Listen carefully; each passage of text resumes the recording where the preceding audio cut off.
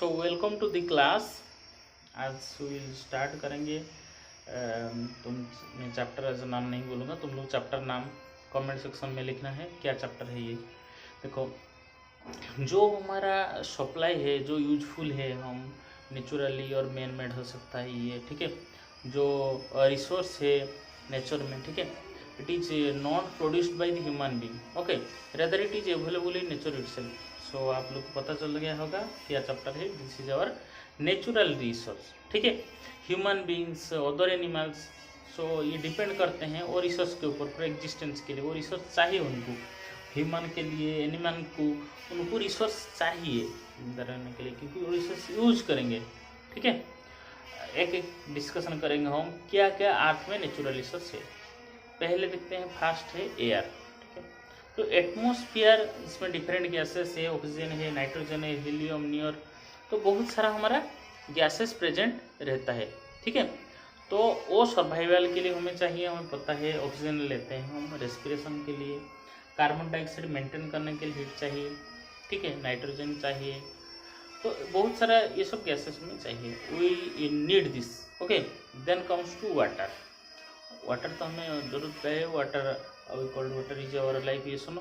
जो हाइड्रोस्फीयर, जो water content which covers almost 75% of the earth surface, that is the hydrosphere. It is the home to abundance of animals, उसमें बहुत सारे animals रहते हैं, plants रहते हैं, and it is also required for the survival of earth, okay. Then comes to land, it is the upper most part crust of the earth. ये sphere को हम बोलते हैं लिथोस्फीयर। उसमें different kind of soils present रहता है, for the different soil is required for the growth of plants and a home to several vitamin mineral they also get, and life on this earth is possible because of three major source है, जो lithosphere बोलते हैं, atmosphere बोलते हैं, hydrosphere बोलते हैं। तो interacting, so these interact and the life sustains, that is called the biosphere, okay, that is called the biosphere. Then जो हमारा बायोस्फीयर में लिविंग कंपोनेंट है, नॉन लिविंग कंपोनेंट है, ओके।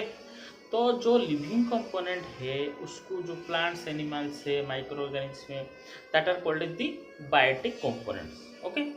और जो नॉन लिविंग कंपोनेंट, जैसे एयर हो सकता है, वाटर हो सकता है, टेम्परेचर, सो ये जो कंपोनेंट्स है, land, so these are the non living component, और उसको हम बोलते हैं ए बायोटिक कंपोनेंट बोलते हैं। ये सभी हमारा बायोटिक कंपोनेंट्स, ए बायोटिक कंपोनेंट्स, ये हमारा बायोस्फीयर का पार्ट है, ओके। पहले देखते हैं हम एयर। एयर में हम डायग्राम में देख सकते हैं, एयर द एटमॉस्फेयर, उसमें वेरियस गैसेस प्रेजेंट है, और life present on this earth because of the gases, specially oxygen है, अदर प्लांट्स, प्लैनेट्स जैसे कि मार्स है, वेनस है, उसमें मेजरली कार्बन डाइऑक्साइड प्रेजेंट है, so life can not exist there. So generally हमारा ऑक्सीजन चाहिए।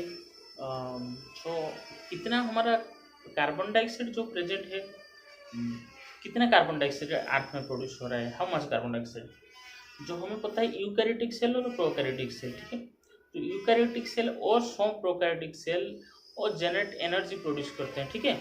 How they produce generate by the breaking down of glucose molecule, glucose molecule break down करके वो एनर्जी प्रोड्यूस करते हैं। So this result in the production of carbon dioxide, वहाँ से हमें carbon dioxide production होता है। और प्रोडक्शन होता है कार्बन डाइऑक्साइड कॉम्बुशन से। देखिए, कॉम्बुशन होता है, वार्निंग होता है, उसमें कार्बन डाइऑक्साइड रिलीज होता है जी। सो कार्बन डाइऑक्साइड रेगुलेट होना चाहिए, अर्थ सरफेस में कार्बन डाइऑक्साइड का रेगुलेट होना जरूरी है हमारा अर्थ में प्लांट जो है, ठीक है। So they utilize carbon dioxide को यूज करते हैं, ठीक है, present in the atmosphere, and they release oxygen as the by product in the process of photosynthesis. So in this way there is the balance between oxygen and carbon dioxide। और जो marine animals है, they make their cells in water using carbonates which are dissolved in water, जो water में dissolve होता है वो उसको use करके बनाते हैं, ठीक है। सो एटमॉस्फेयर, हमारा अर्थ का जो एटमॉस्फेयर है, ठीक है, वो atmosphere of the earth maintaining temperature maintain करने के लिए हेल्प होता है। हमारा अर्थ गैसेस, हमारा जो अर्थ के चारों तरफ गैस है, ठीक है, so they prevent the increase in temperature of earth during day time. Day time में टेम्परेचर इंक्रीज को कंट्रोल करते हैं, ठीक है। एंड दे और क्या करते हैं, हार्मफुल रेडिएशन जो atmosphere prevents harmful radiation this sun for reaching the earth surface को रीच होने से प्रिवेंट करते हैं। और क्या करते हैं, जो हमारा एटमॉस्फेयर जो heat of the earth in keeping the earth surface during night time, क्योंकि अगर टेम्परेचर लेस होगा, टेम्परेचर अगर लेस हो जाएगा then earth will be not favourable place to live. So temperature also maintain होना चाहिए, ओके। सो टेम्परेचर मेंटेन होने के लिए it is also important. So atmosphere क्या करता है, नाइट टाइम में कैच करता है, heat of the sun prevent करता है, ओके। एंड द मून का एटमॉस्फेयर नहीं है, सो ये एक्सट्रीम टेम्परेचर जैसे -190 degree to 110 degree no atmosphere in से एक्सट्रीम टेम्परेचर रेंज करता है उसमें। चलिए चलते हैं नेक्स्ट हमारे विंड में आते हैं। तो अर्थ सरफेस में जो changes in earth atmosphere responsible wind, storms, breeze, rain, ये सब होता है।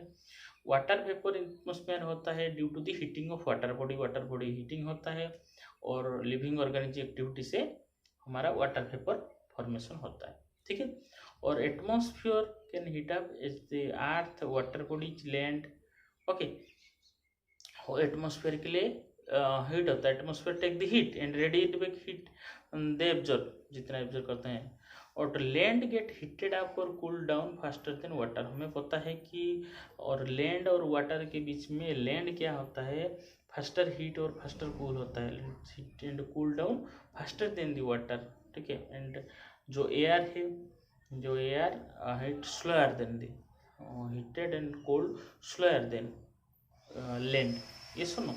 सो as the air gets heated it rise above which leads to winds, क्योंकि व्हेन एयर हीट होने से क्या होगा, लाइट हो जाएगा, ठीक है। और ये it will form the wind, okay, it will form the wind, okay. Then wind जो कोस्टल रीजन में विंड फॉर्मेशन होता है ड्यूरिंग द डे टाइम। देखो during the day time land in the coastal region, जो land है coastal region में,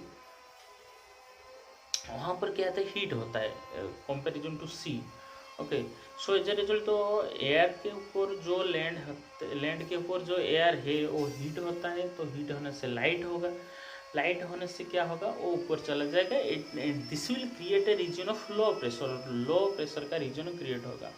और air above the sea moves in this region to the low pressure, so air from the sea moves to this low pressure or the land, so it create wind in the coastal area during the day it creates wind in the coastal region, okay, in the coastal region ऐसे होता है।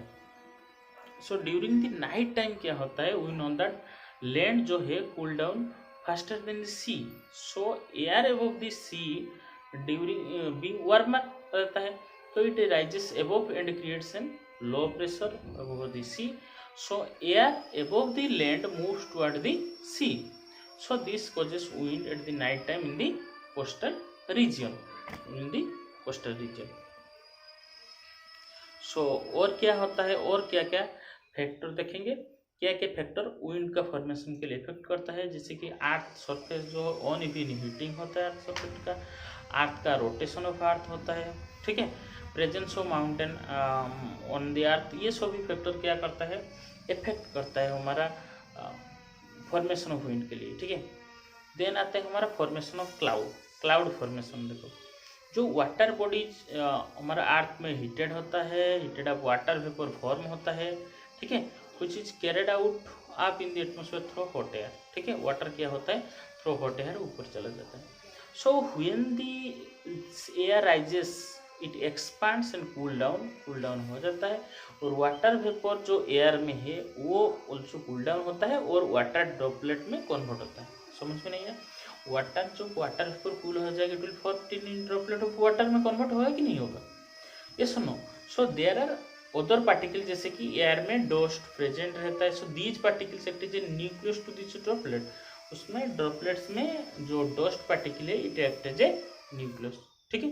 वो जो droplets condense होता है further and forms large droplets and form clouds, and once they become very heavy, they fall up to the ground as a rain, they fall to the ground.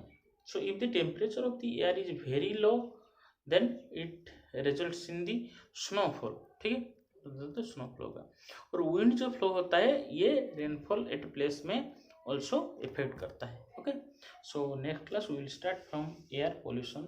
जो first time channel view कर रहे हैं subscribe कर दीजिए, friends के साथ share कीजिए। अगर कुछ भी डाउट है आप कमेंट सेक्शन में लिख सकते हैं। चले चलते हैं, आप फिर मुलाकात करेंगे नेक्स्ट क्लास में, तब तक के